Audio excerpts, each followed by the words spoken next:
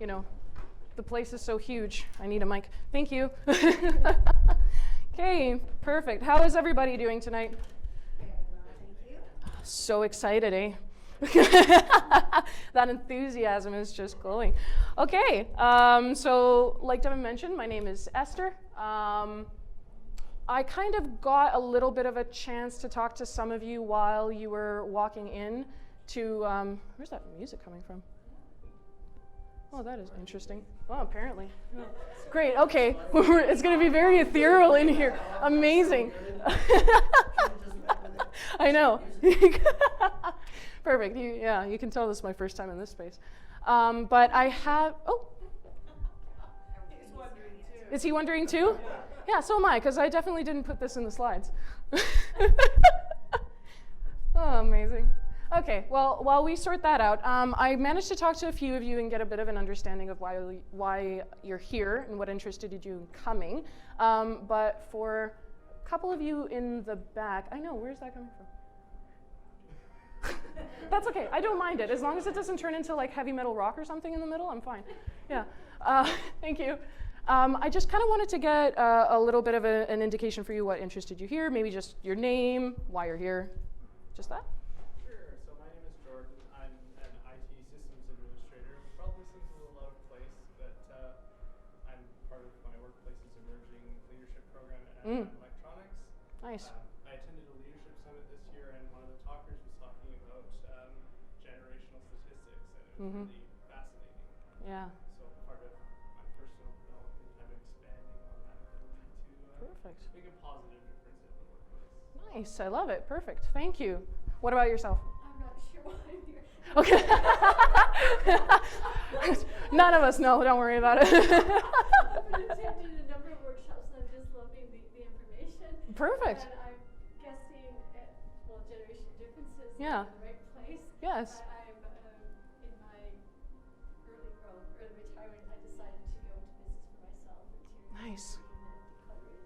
Amazing. And as well as working with the traditional workplace, never feeling really comfortable with that. Yeah. And especially as getting on in age, Yeah. it's even more awkward. Yeah, it makes it harder for sure. Time? No, absolutely. No, it absolutely does. No, you don't have to have a specific goal when you're coming in here, that's for sure. If it's just awkward transitions, my jam. Love it. Okay. Okay. So a little bit of an introduction of myself. My name's Esther Pike. My background, my main focus of education, I have a Master's of Occupational Psychology. Now, it's a little bit difficult to try to explain in a nutshell version what that is, but a lot of it has to do with trying to figure out how to, I guess, make jobs the most comfortable and engaging things possible for both the employer and the employee. Hi. I don't know if I can open it up. Oh, look at that, I figured it out. Thank you. I know how locks work. No worries. No worries, you didn't miss too much. I'm just blabbing about myself. Okay, so yes, occupational psychology, it's the psychology of business. I have a BPS accreditation, that's the British Psychology Society. They're kind of the licensing body for various psychological qualifications, occupational psychology being one of them. One of my specializations is in something called psychometric assessments. This is, to a certain extent, a bit of a misnomer. The reason that I went into it is, yes, in order to learn about the various standardized tests that you can use in order to figure out people's personalities, strengths, skills, attitudes, aptitudes. You know, it's a whole list and spiel of things. But at the same time, what the specialization really teaches is how to utilize those tools in order to find out what's unique in the individual. So it is not really a standardization, so to speak. It is more of a tool in order to try to get as much information as possible, ask the right questions in order to provide a really good understanding of the person as a whole, right? Next year, I am going to be one of the board directors of an organization called Junior Chamber International, JCI Kelowna, more commonly called, and it is an organization of young active citizens between about 20, I think, to 40, 20 to 39, somewhere in there. And we're going pretty strong so far, and it's just something that I like to do in my spare time. And my main focus is in the nonprofit area. So I have about 8+ years of experience in working in various positions in nonprofits. So it is where I tend to focus the majority of my time right now. A couple of quick notes on the presentation. So my objective here, mainly, optimize a diverse workforce and take full advantage of individual and generational differences, right? As an occupational psychologist, my approach is always going to be psychology-based. It'll always be focused on the experience of the person in the workplace. There's going to be a couple of statistics, a couple of theories scattered throughout, but it is more about the experience of individuals in general that I'm going to be focusing on here. It's kind of structured into 3 sections just to try to follow a little bit easier. We're going to be going through just defining what intergenerational differences mean, what they are, outlining some of the problems that can arise with the term generations, and then also discussing some potential solutions within the workforce, right? Now, who here, just by a show of hands, has heard about this? Yeah, one, okay.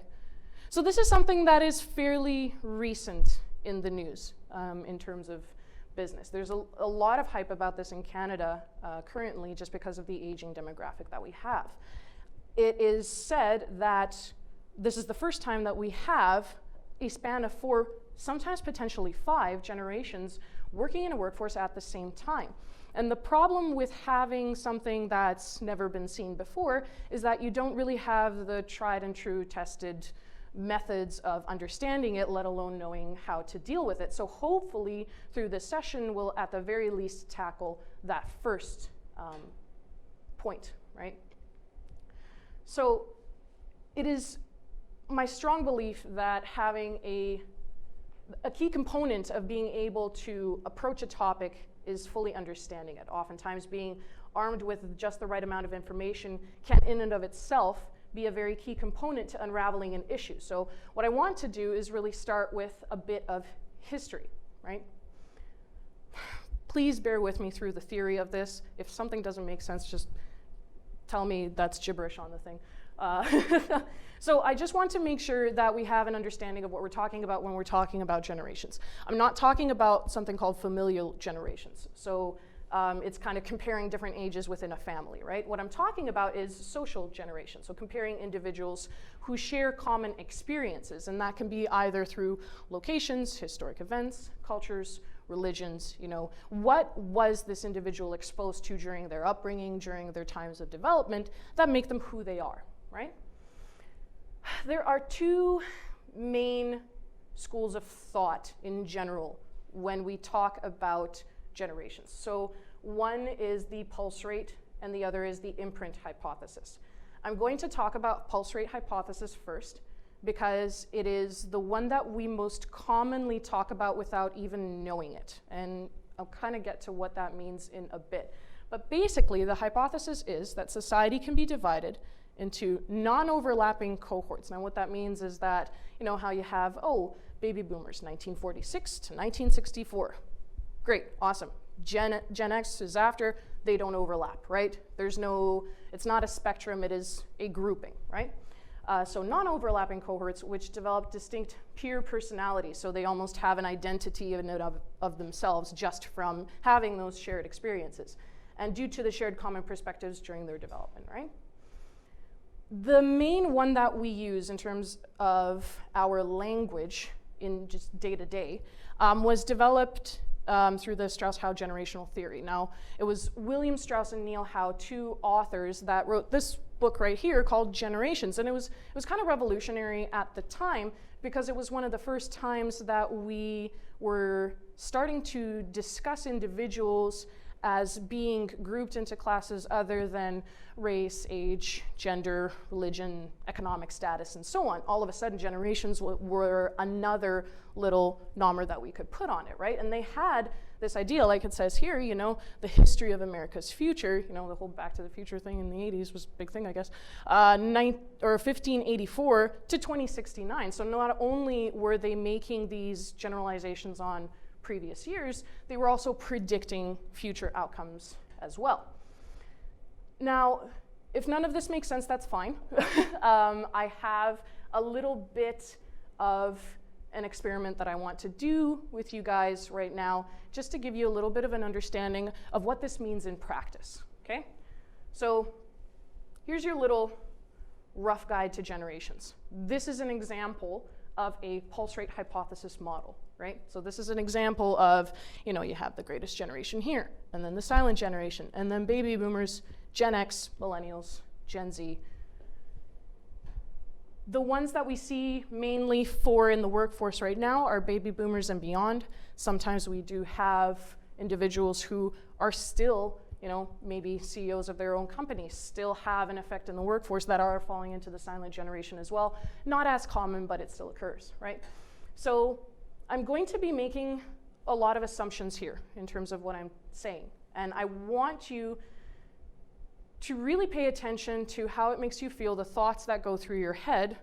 Kind of listen to that and keep it in yourself for a little bit, and then we'll regroup afterwards and see how that went. So the greatest generation, and I'm going to be looking at my notes for this, just bear with me because I want to make sure that I get it right. So generally speaking, at that time, they were considered to be born in a time of prosperity. So there was a decline in child labor and an increase in educational access.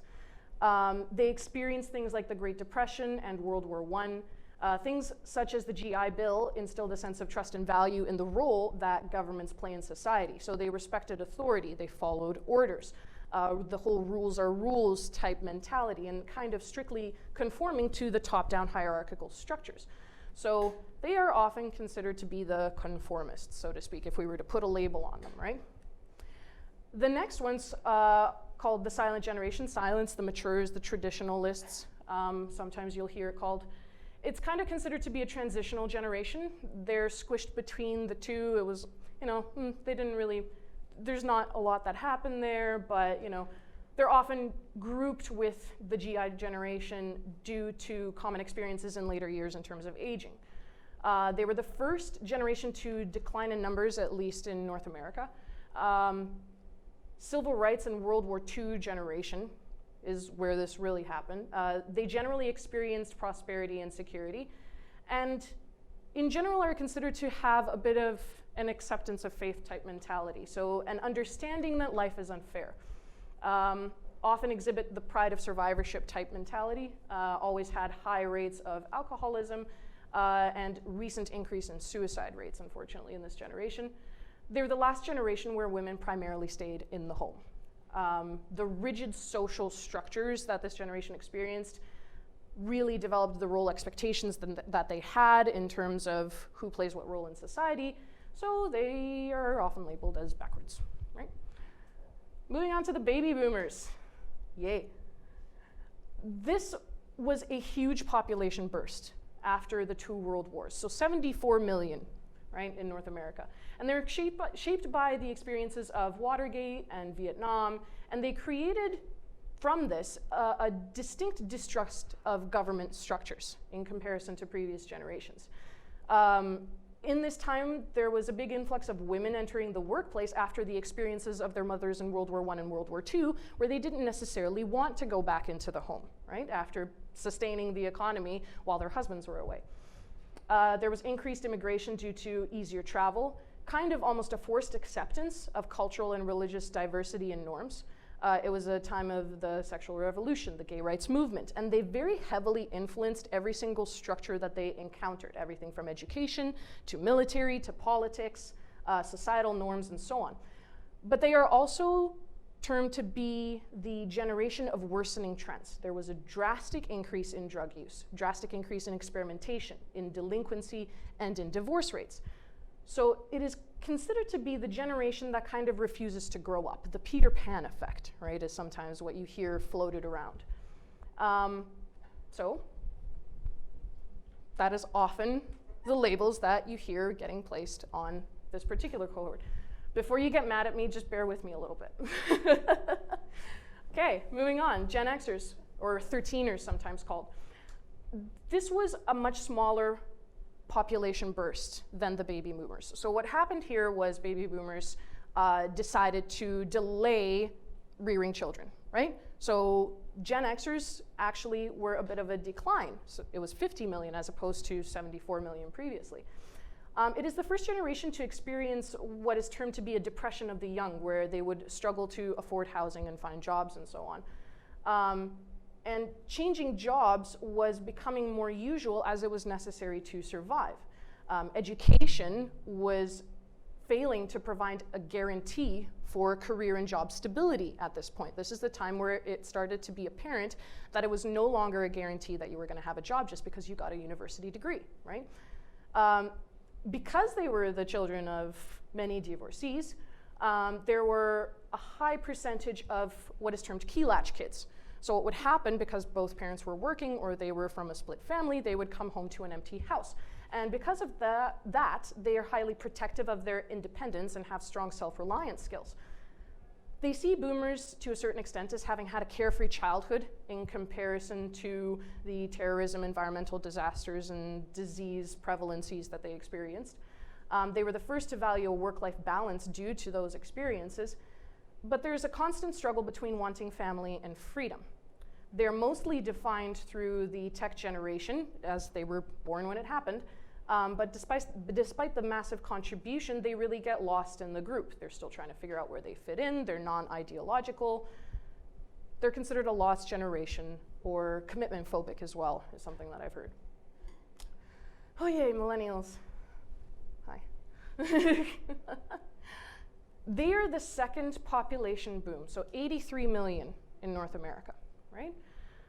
So they are either the children of boomers who waited until later to have children, or they are the children of Gen Xers. So if you look at the graph a little bit, you see that the years start to overlap. It starts to get a little bit muddled because you can no longer really distinguish this generation as this generation's parents, right?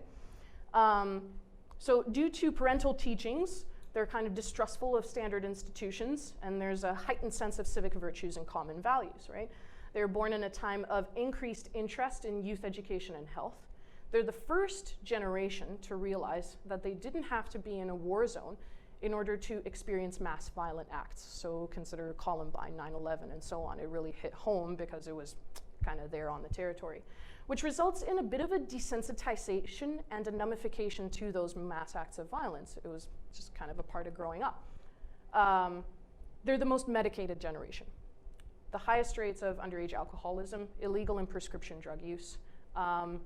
If they're children of Gen Xers, they're digital natives who have a very strong tech connection with their parents, but they are also very absorbed in virtual community. So MySpace, Facebook, those are really the years when that took off.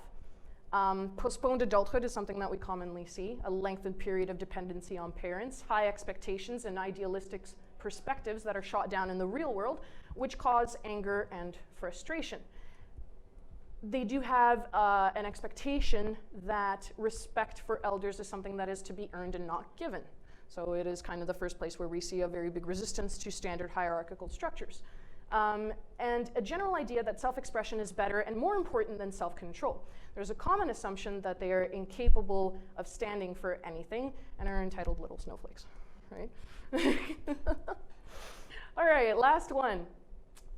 Bear with me. Gen Z, iGen, Centennials. It gets muddled the further you get to current day, but there are currently 86 million. They're tech babies. They're the first generation that is tech savvy before it is even capable of speech. They're the most tech connected to date, but they don't have an understanding of how it works or where it comes from or how it's made. Many toddlers are exposed to technology before communication.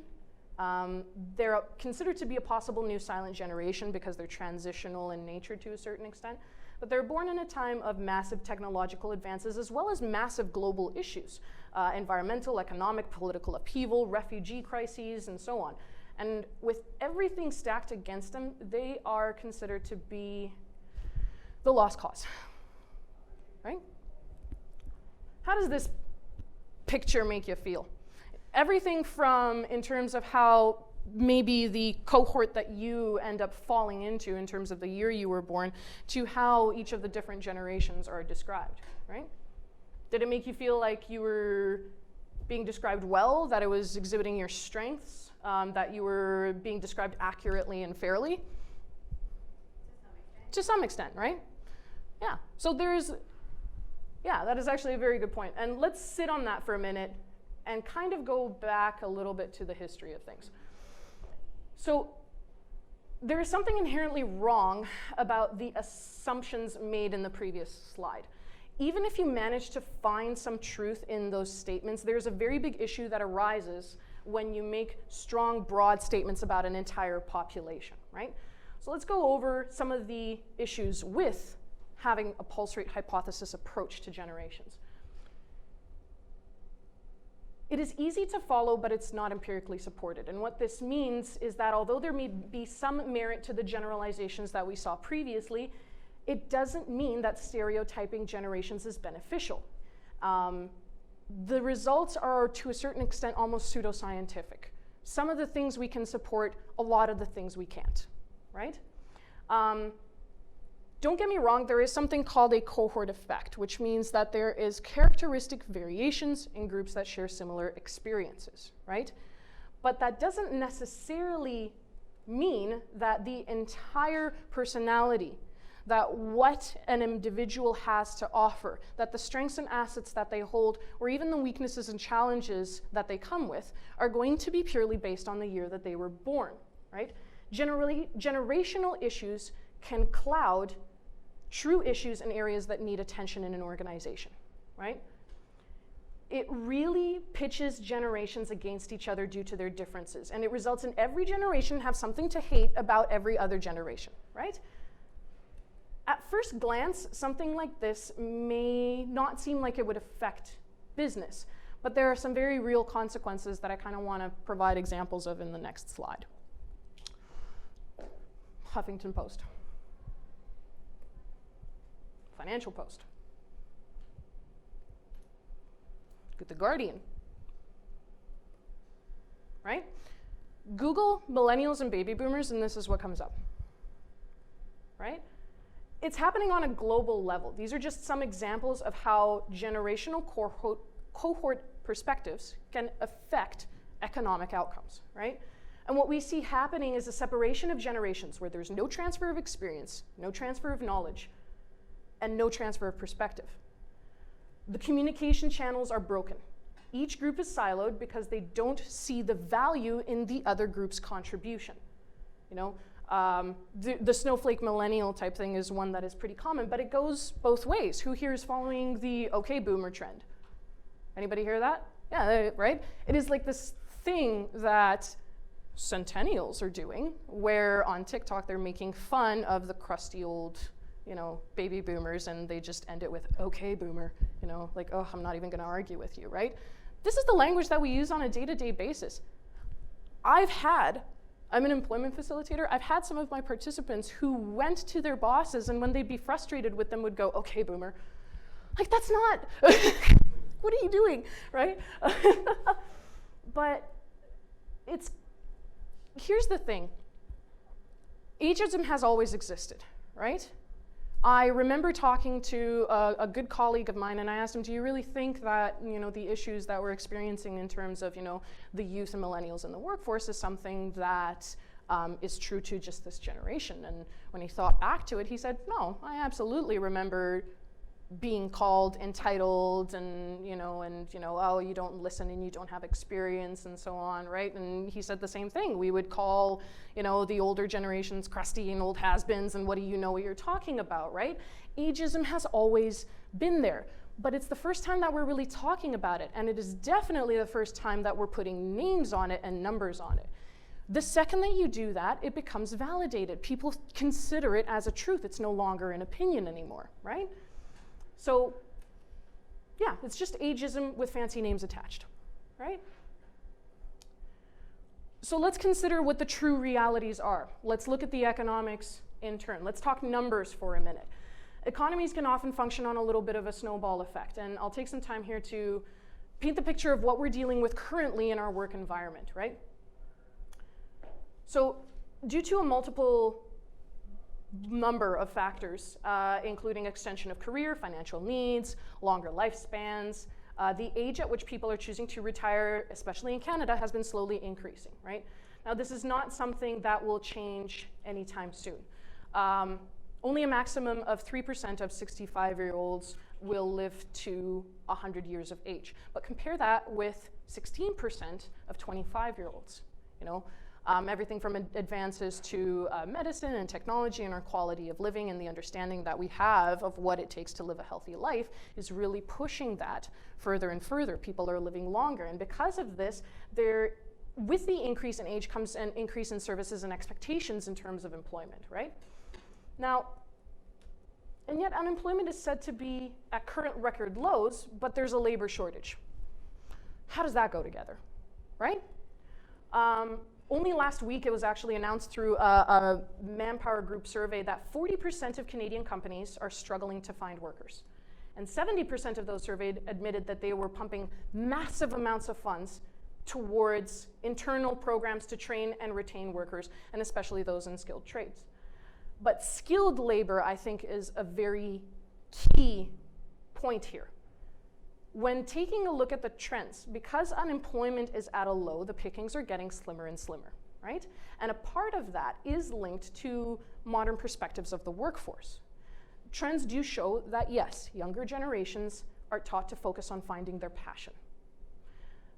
They are finding their dream job, finding their dream career, right? And because of that, they're much more reluctant to go where the gaps are. Just because they can get paid a lot and that there's a gap in this particular sector of the economy, they're not interested. Whereas maybe a couple of generations ago, you would go, okay, well, where would I have the best rate of success, right? There was not this big focus on this, oh, dream job, right? Half the time it's because they're not aware of where the gaps are in the first place, but it's also because they haven't been taught to look there, right? And on top of this, there's an internal issue in organizations as well, between generations. There's a lack of collaboration between generations in the workforce. And the massive age gaps left by a smaller Gen X population and a larger millennial population has resulted in something called the knowledge gap, which is basically a term that describes the continuous loss of human capital in businesses that are used to employing a single individual for a number of years in the same industry until they become experienced in that job, in that business, for that company, for that boss, right? Now, this lack of stability and transferability or exchange of knowledge between more experienced workers and those just entering the workforce is only further perpetuated by the growing lack of stability in employment. Gone are the days that you could just get a good job with a company, stick to it, retire at 65, and you're good to go, right? Gen Zs are expected to have approximately 4 to 6 career changes in their lifetime and approximately 26 job shifts on average. To survive, not because they want to, but in order to survive in the future of work, this is what they will have to do. And it really, it isn't so much due to an inability to commit. Technology is changing the future of our workplace to the point where 20 to 30 years from now, there will be jobs that haven't been invented yet, right? And one of the most common traits that employers are looking for nowadays is a willingness to learn and adaptability. And younger generations are well aware of that, that if they don't take the opportunities that are presented to them at the time that they're presented, they will not survive. Loyalty to a company or an employer could actually end up being their undoing, right?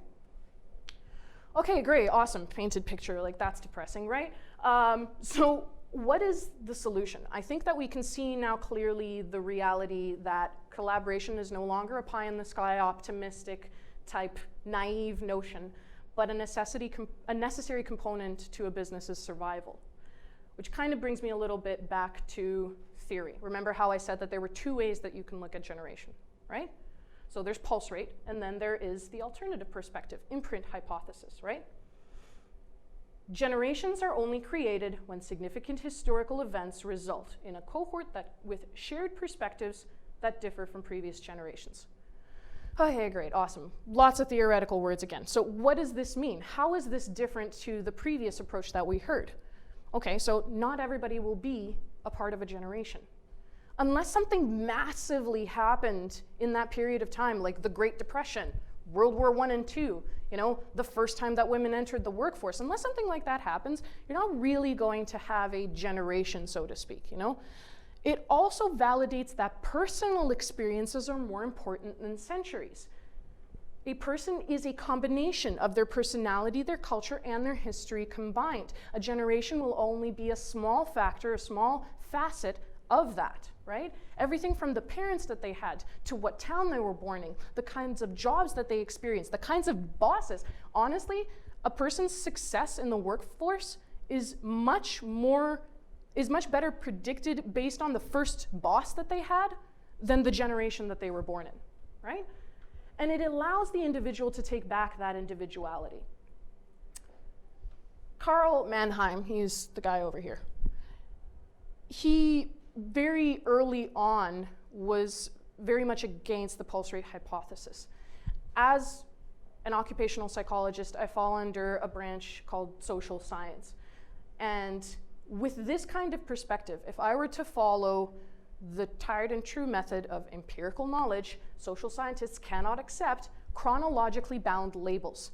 I cannot say baby boomers are 46 to 64, right? Okay, so what if you were born in 64 or on the cusp, right on New Year's Day at midnight?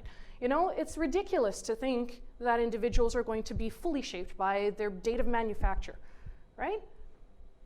Instead, when people were born isn't as important as how people and groups interpret generational differences. Our perspectives as a whole need to change on that. So we have a perfect opportunity to start changing perspectives and impact for the better. I can sit here and talk to you for days on end about general trends that we can see in terms of generations in the workplace. I can talk about the change of focus from compensation to impact, or the shift of focus from valuing hierarchies to valuing equal say in mentorship, right? There are trends such as this going on, but there's also a hell of a lot of exceptions to those rules. And it's all still debatable. Oftentimes it can lead bosses as well as employees astray. And I don't want to be counterproductive here. If you want to see what the general trends are, you can absolutely Google them. You'll find a spiel of everything about what baby boomers are like in the workforce and what millennials are like in the workforce, right? Pick your sources and stick to it. But what I want to talk about is the power that a multi-generational team can bring, right? Each individual, either due to their generations or personal differences, has different ways of communicating, different ways of working, different expectations from their employer in terms of compensation, benefits, advancement, mentorship, hierarchical structure, and so on. But the varied experiences, when they're combined effectively, is what makes companies stronger and better. And it is a simple and obvious benefit in terms of the knowledge transfer, where experience is readily passed from the more experienced professionals to those who are fresh in the industry. The most common complaint of young workers today trying to enter the workforce. Can anybody think of what that is? Let's see if this rings a bell. I need experience to get a job, but they won't hire me unless I have experience. Right? Common complaint, right? There's not a lot of companies who are willing to be first-time employers anymore, right? And although competency-based hiring is kind of slowly creeping into human resource practices, it is not coming in at the rate that the new generation is. By 2020, so next year, a couple of months away, oh no, it's mid-December, wow. 50% of the North American workforce will be millennials, 50%. That is a massive influx. But the knowledge gap is something that isn't bridged just going one way. One of the things that is really important to note, and one of the reasons that I crossed out the transfer part, is that there needs to be a knowledge exchange. And that is something that has really been pushed by a younger workforce a lot, right? Tech-savvy millennials and Gen Zers are changing the way that we do business. And it really is in our best interest to listen, because they are the future consumer, right? Jobs will be changed by technology in the coming years, and younger generations aren't really looking for bosses, they're looking for mentors. They're more than willing and open to receive all of that mentorship, as long as there's an understanding that the communication goes two ways, right? A diverse workforce is really required in order to stay alive as a modern business. sustainability, right? And making the best of the individual differences at the table is really the key to being able to provide your service or the product. So let's try to figure out how do we achieve this, right? So the importance of individual differences. I want to highlight why communication here is key. It's important to understand the values of an individual prior to attempting to communicate with them. So there's that awareness component that you need to have. In order to leverage the diversity, you need to have the awareness of where to draw the line with differences. And hopefully through this presentation, we kind of covered where that line is in terms of how you're going to be approaching different generations, right? Now, communication, like I said before, not everybody talks the same way.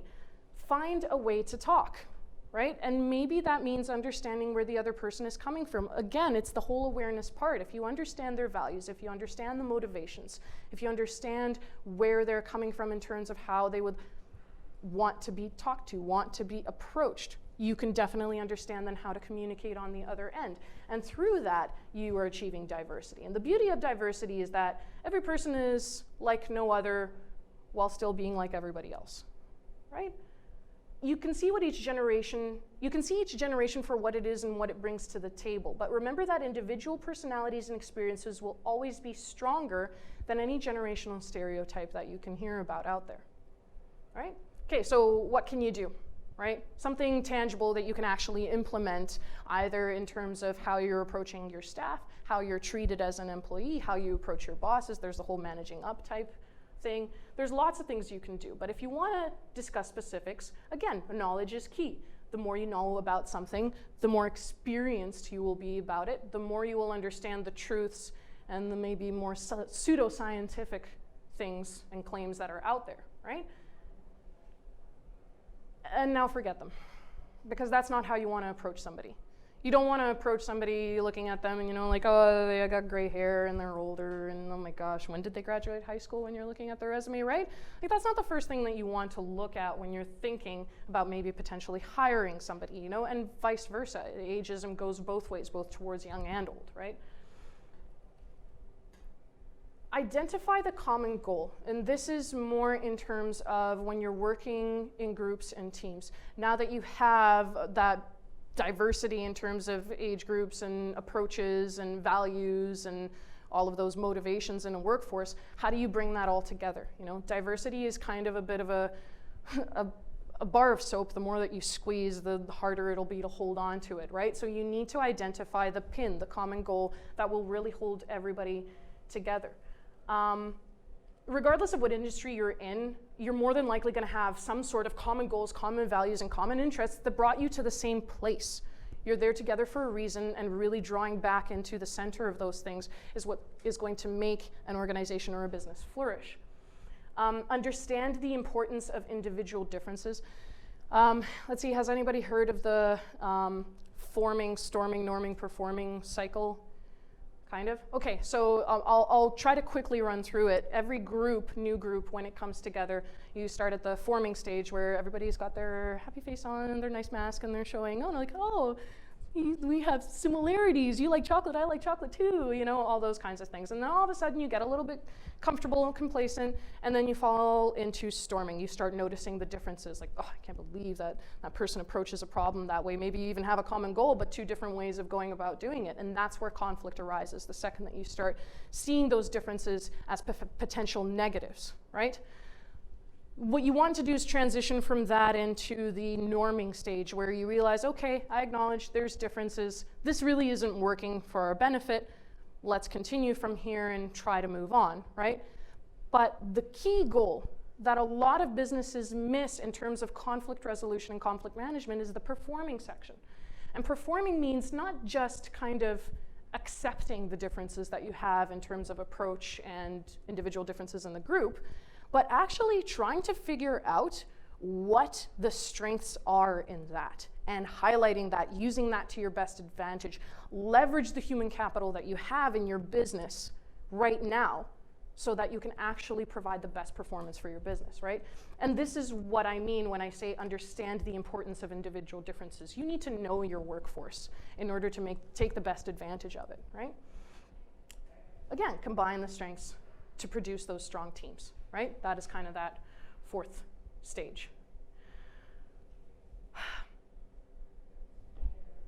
think I'm close to my end.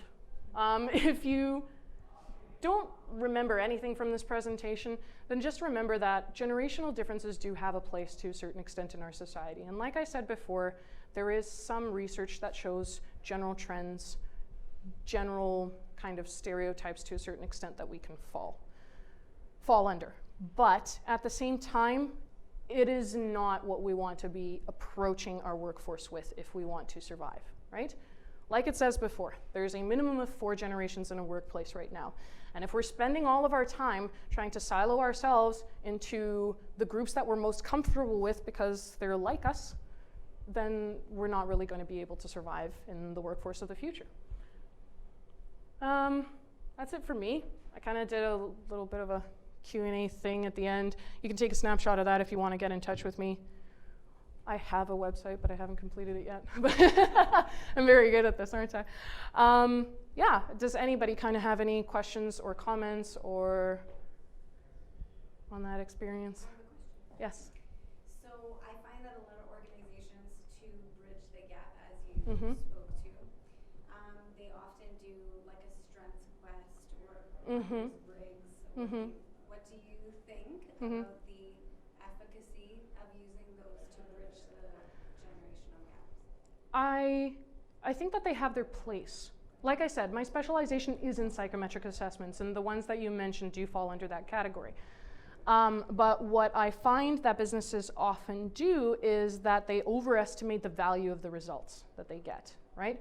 So sometimes what you will see in a lot of, especially corporate environments, they have those whole like 4 types. Are you a red? Are you a gold? Are you a blue type thing, right? And what they do is they plaster it all over their wall and their desk, and the second that somebody walks in, they already have made assumptions about how this person functions, what they're good at and what they're not, you know? It is not a definition of who you are. It is a standardized set of questions that might help you in discovering what your strengths are. It's questions that maybe you haven't asked yourself. Or it is kind of, to a certain extent, when it is used in businesses like that, it is a common language that you can use in order to try to define what it is that you're good at and what you're not. But it is not a staple of who you are, right? What I always do, and this is something that I was taught at right from the early get-go in my licensing, is that the first thing that you do when you get results of a psychometric test from an individual is you sit down and you ask them if they think it's right. Because we are stuck with the language that we're using. And oftentimes, even though we think that, well, this is a common language and a common definition, our perspectives and experiences and kind of our knee-jerk reactions and the emotional reactions that we have with specific terms can be different from person to person. And we need to take that into consideration into what that person's understanding of the language that was being used was when they were completing this assessment, right?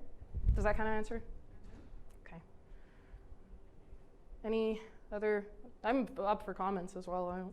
I love stories. More of these, sorry, do you have more of these coming up of the same thing? I can. This was kind of more of a trial run. I did a really poor job of marketing myself for this one, so. I've got a few people that I would like to that I won't recommend. Thank you. Yeah, no. I think that for the upcoming year for the Staples workshops, they kind of section them out into general themes depending on the month, and I think the first one is something like goals, right? And then February is about relationships, and then March. So I'll see where, if there is interest in this again, where it would fall into that. But yeah, absolutely, keep an eye out. I'm more than willing. And if you want, since you left your contact information, the next time the following one comes out, and maybe you want to recommend it to coworkers or friends and so on, I can just kind of send you a personal invite to that. What are some companies that you feel are doing or taking the right steps to build these? Companies specifically. Doesn't even have to be. Yeah. No, there's. People that are trying to approach it differently than what Here's. historically been. Yeah. Here's one, and it might not fully answer your question because it is actually a company that was recently developed by a 19-year-old. So, like right on the cusp of that millennial Gen Z type area. But he created a company called JUV, or Juve, like juvenile consulting. And what it is a marketing consultancy that is geared towards Gen Zs. When you look at the trends in terms of, online marketing and product buying, gaming, and so on, Gen Zs are being given quite a lot of money in their pocket to spend, and they are the new target market in terms of consumerism. So one of the things that, I think his name is Zaid Ahmed, he created the company out of frustration because he noticed that marketing companies were mainly created and completely consisted of people who were marketing to a target demographic that they didn't represent. They had no really insider information of what the content or context was for the demographic that they were marketing to. So he says, well, how about I create a group of individuals who are completely, well, not completely, but to a massive extent comprised of the exact generation, so to speak, or the target market, the demographic that we are actually trying to reach. And companies ate it up completely because there was success in it. They could speak from experience, right? So that whole, the whole like knowledge transfer versus knowledge exchange thing, there is, a difference between the level of experience that you can have just purely from accumulating years. Yeah, absolutely. Nobody's going to deny that. But at the same time, there's value that a younger generation can provide in terms of its difference in perspective, and a lot of that insider knowledge, so to speak, in terms of maybe the demographic that you're trying to reach, right?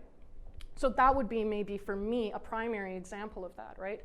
I think that is maybe an extreme example, but it shows how you can have massive success when you have a multi-generational a workforce, and especially one that is actually led by somebody who's, under the age of 30, under the age of 20, right? I have no clue what time I'm at because I'm used to having a clock right in front of me, so 6:50. Woo, look at that, 10 minutes ahead of time. Yeah, so unless there's any other kind of comments or questions, I'm more than happy to chat with you guys afterwards, or, talk shop in terms of the experiences that maybe you're having in your life right now with regards to generations. But other than that, thank you very much. Thank you. Okay, let's see if I know how to stop this. It says stop.